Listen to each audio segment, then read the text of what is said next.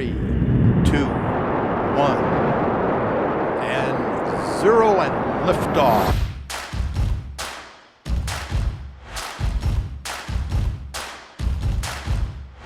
Hey everyone, this is Greg Lafferty, the Rocket Guy Real Estate Investment Network, where we get together and talk about things about real estate investing. I think that's cool around here.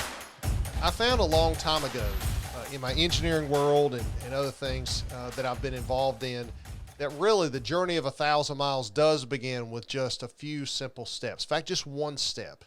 Okay. I've been on backpacking trips before where you look up a mountain and you're like, wow, how are we going to get up there carrying this 50-pound back? What in the world am I going to do? One step at a time. One step at a time. And then the next step and the next step. And so long ago, back when I was a young man and I had a full head of hair, a mullet as we used to call it, you know, business in the front, party in the back is what we used to say. Okay, back in those days, I just learned that, hey, if there was a big task up ahead and I felt, overwhelmed with that thing, if I just broke it down into simple steps, I guess my mom taught me that. She was a teacher and she could kind of help me think things through like that. Break it down into small tasks and then go about setting and doing those tasks, right? And then as I've gotten older and the tasks have become bigger or more complicated, it's really the same simple principle. Same simple thing. So if you're going to write a paper for English class, start with an outline, right? Simple thing. Start with an outline. Here's the things I need to write about, right? Write the outline down. Then you start fleshing out the outline. And then before you know it, voila, you have a paper. Mine will probably be misspelled all over it. Math, I'm good at. Spelling, not so much, okay? Mine would be misspelled. However, I could get the paper done and turn it in. So it's the same concept if you're doing a 100-unit apartment construction project or a land subdivision. Same kind of thing. It's a matter of taking this big, huge project and go, well, how do I start this? And dividing it into smaller steps. And then just having the vision and the discipline, the self-discipline to kind of work through that and to go through each of those steps. The real secret of it all is figuring out what those steps should be, right? And that comes a lot with education. It also comes with having a good mentor, right? You didn't just start off writing an English paper without an English teacher, right? And the English teacher in the 8th grade probably started you on more simple assignments than the English teacher did in the 12th grade, right? There's a building block there. Our education system leaves clues on what should be successful traits for you here as an adult. Right? So the same kind of thing. If I'm going to start in real estate investing, do I really want to start out buying a large multifamily property or some kind of commercial office building? Probably not. Maybe I want to start with something a little bit more simple, okay? And break that down. And then once I learn those steps, then it's just a matter of just kind of scaling it up, getting a little bit more sophisticated, AKA also known as complicated, okay, as we go, right? Same thing in my construction world. It's a lot easier to build a single-family home on an infill lot just sitting in the middle of town. There it is than it is to take a piece of raw land and convert it into lots of those kind of lots, okay? But similar principles apply. So break it down. So the first question is, how do I know that I've gotten the right steps? Well, ask around, okay? The man who has a lot of wisdom is the one who asks a bunch of questions. Okay, that's the wise person in the room, is the one asking the questions. Because through the questions, then you can learn what you need to know and educate yourself on how to break those tasks up.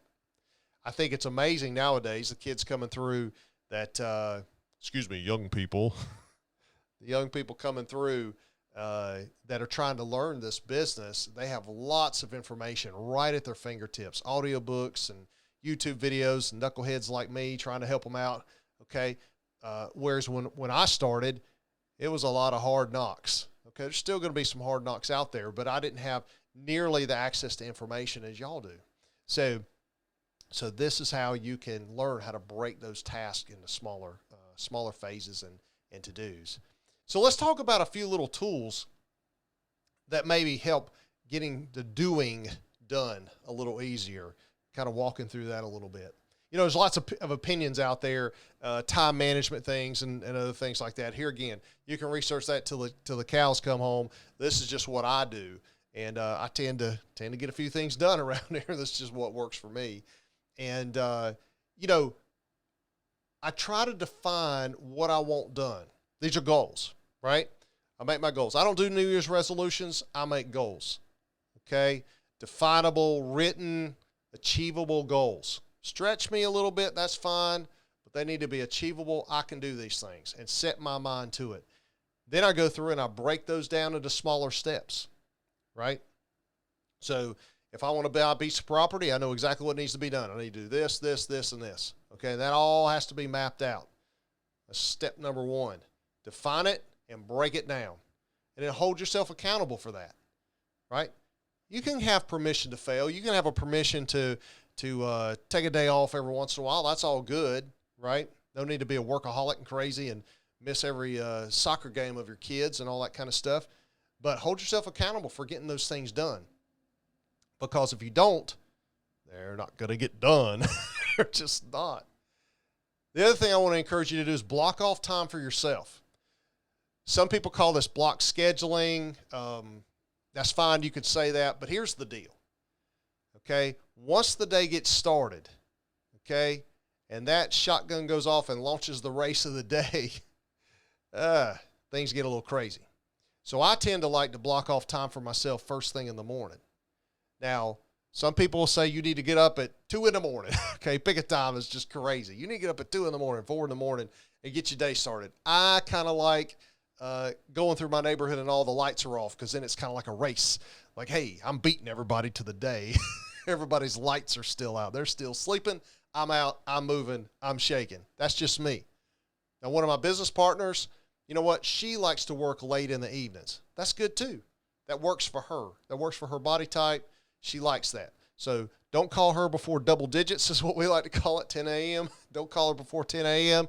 But if you need to reach her at 1 a.m., she's up and working, okay? So it's just, you need to block out time for yourself, uninterrupted. That gives you time to think. That gives you time uninterrupted to work on projects that only you can do. Because one of the time management strategies, or the doing strategies to be a doer, is to leverage time of others, right? And in order to effectively leverage time of others, you need to be available to help them and drive them a little bit, right? Guide them, make sure they have the right tools to get the job done, make sure they're delivering what you want to be delivered. And all that kind of happens in that normal core hours of the day, right? The normal kind of 9 to 5-ish, those kind of things happen during those core hours of the day. But between 6 and 9, or midnight and 2, whatever works for you, okay, those are the blocks where those same people that are helping you and driving your process forward, they're off, okay? They don't want to hear from you. They're asleep. They're spending time with their own families, and that's the time where you can get a lot done, right? That's when do you think I come in and do these things, right? Here in my office. I can't have people coming in and out and asking me questions. I need that focused time to be able to focus on you guys. And so I carve out time for this. It's kind of like block scheduling. I know the day and the time I want to get things done, and I do that. In college, I was a little bit obsessive. I admit it. I actually had my days planned out to the half-hour increments, right? Including laundry time, eating time, homework time, everything was blocked out, right? And I knew exactly what time. When you get into the kind of running a business, it's a little bit more chaotic because you don't know when the phone is going to ring and it's an important call, okay? And you need to kind of take things in stride a little bit. There are certain businesses that you can run that you can totally block out and say, no, I only take phone calls on a schedule. Do not call me at random because I will not take your call. Well, you know what? When you've got construction crews out on a job site and they're waiting for a decision, it's probably important to take their call and kind of get them unstuck and get them going, okay? Say, no, you cannot call me until Wednesday at 10 o'clock, okay? But if you're in my business, you need to kind of be able to be a little bit more flexible with that and then work on the outside fringes of those core working hours to get time for yourself. The other key, I think, the other tool that's really important is to evaluate your use of time, right? Who gets my time? Who gets my time? My time is very important. However, I don't overvalue my time either. I know what my time is worth, and I know what are high value tasks that I can only do. But at the same time, I'm not above doing other tasks if I feel like it'll help build a relationship or help one of my teammates out to get them unstuck, to get them moving, right? Because the cumulative effort of all my teammates, right, adds to the value of what I'm trying to do. And so if I have all these plates spinning in the air, getting things done, either I'm doing them or they're doing them. If a plate starts to wobble and fall, I need to kind of help get that plate spinning again so all the machine keeps running. So that's important too. So I evaluate my use of time. Am I going to sit on the couch watching college football all day Saturday, professional football on Sunday, and Monday night football on no. Okay? That's entertainment. Entertain yourself when you want to be entertained on little small doses for entertainment. But that's not how I'm going to spend my time, right? Why should I support someone else achieving their goal, right, by watching their football game and supporting their sponsors and all that when I haven't accomplished my goals? Not so sure that's the way I want to spend my time. Will I go spend my time doing things with my sons? Absolutely I will. That's a great use of my time, okay? But those other things are entertainment, right? If I find myself sitting on the couch reading a book, that's okay if it's helping my education, right? If I find myself sitting on the couch for 3 days straight watching Netflix on a binge watch, that's not helping me be a doer, okay? That's helping me be fat sitting on the couch, okay? We can't do those things. We have things to accomplish. We have a bigger vision. We have a bigger passion. We have a bigger why. And we're going to jump off that couch and we're going to go get it done. That's what we do. I'm not going to fault you. I'm not going to fault you, but it's been once said that the smaller the house, the bigger the TV. The bigger the house, the bigger the library, okay? And the smaller the TV. So pick your TV size. That's where you're going to be, okay? My TV's not that big. I don't spend a whole lot of time watching it.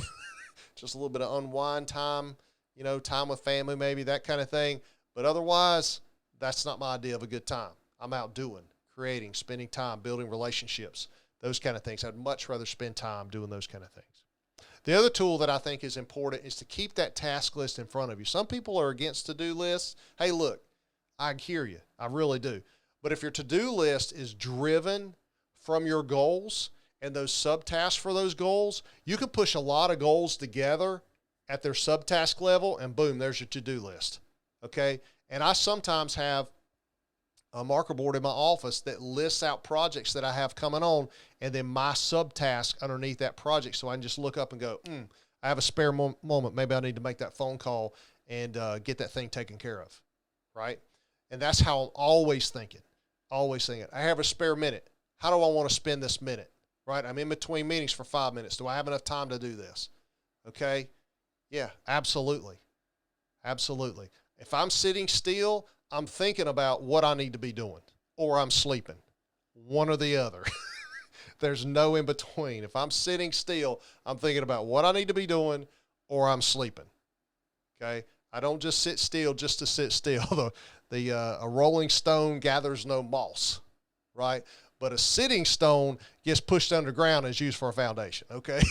So anyway, and then I've already talked about using and leveraging time of others, right? There's a lot of people out there that have philosophies about using other people's time, other people's money, other people's property, all that kind of stuff. I'm a big believer in surrounding a team, okay? Putting a team around you and building a team. And we're going to dig into that, peel that onion back a little bit in another lesson, because your teammates are important and they're going to help you push your goals forward. Right? You can't do everything by yourself. You really so that's the real answer. Whoever asked me, hey, Greg, how do you get all this stuff done? Well, I don't do it by myself. Okay? I don't do it by myself. Thanks for joining us here today at the Rocket Guy Real Estate Investment Network. This is Greg Lafferty. Hey, I want to invite you to like this or to leave us a comment, ask a question. I'm open to that, right? Give us any suggestions on other topics that you'd like covered at the Rocket Guy Real Estate Investment Network. We'd be happy to accommodate that. This is for you, but it's also for my kids too. So maybe your questions will help spur something that maybe I can share with them later on in life. So thanks for joining us today. Take care. Hope you have a great day.